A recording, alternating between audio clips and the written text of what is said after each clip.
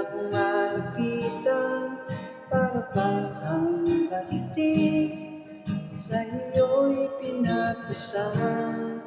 Alalahanin mo sana, minamahal ka niya, ang Panginoon, tapat kailan pa man.